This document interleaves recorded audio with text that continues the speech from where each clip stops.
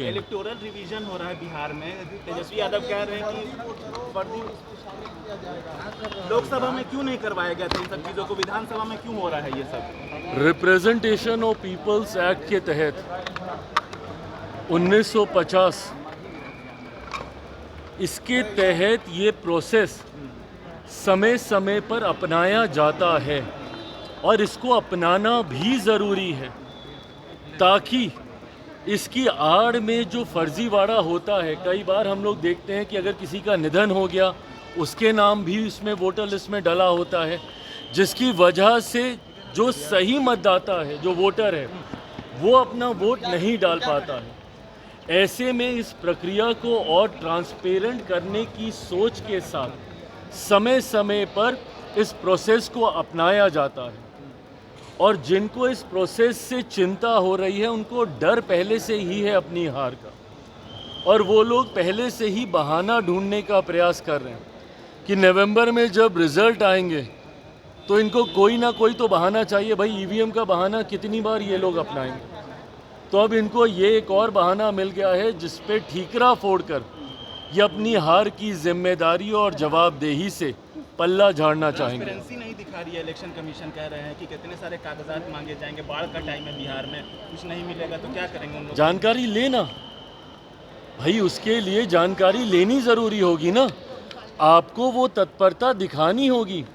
जाके पूछिए कौन कौन से फॉर्म्स हैं, 3 तरीके के फॉर्म्स उसमें सामने हैं और उस 3 तरीके के फॉर्म में ये दिखाया जा रहा है कि भैया 2003 से पहले जो लोग मतदाता सूची में थे उनके लिए वो फॉर्म है,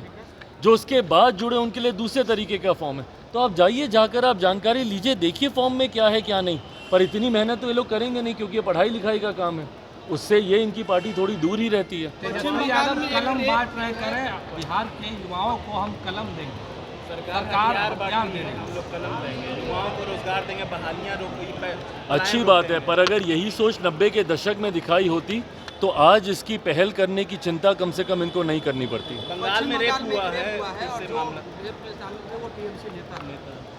देखिए, बंगाल में जिस तरीके से एक अराजकता की परिस्थिति उत्पन्न हो रखी है, भयावह स्थिति बनी हुई है वहाँ पर, ये लोग दूसरे राज्यों पर तो उंगली उठाने से पहले 1 मिनट नहीं सोचते, पर अपने गिरेबान में झांककर इनको देखने की ज़रूरत है। आज भी आज़ादी के इतने वर्षों के बाद सबसे ज़्यादा चुनावी हिंसा अगर किसी राज्य में होती है तो वो बंगाल में ही होती है। आज भी वहाँ पे दिन दहाड़े लूटमार, हत्या, अपहरण, डकैती और बलात्कार जैसे अपराधों में अगर कोई लिप्त हैं तो वो सत्ताधारी दल के ही नेता, कार्यकर्ता और जनप्रतिनिधि सामने आते हैं। ऐसे में जिस तरीके से एक अराजक परिस्थिति वहाँ पे बनी हुई है, मैं तो बल्कि केंद्र सरकार से आग्रह करूँगा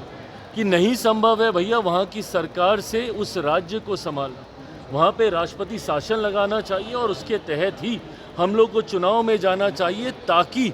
चुनाव शांतिपूर्वक तरीके से पूरे किए जा सकें। राज्य बिहार में आयोग बने हैं, उसको लेकर लगातार नेता प्रतिपक्ष तेजस्वी यादव सवाल पूछ रहे हैं, कह रहे हैं कि क्या दामाद आयोग के बाद बहनोई आयोग,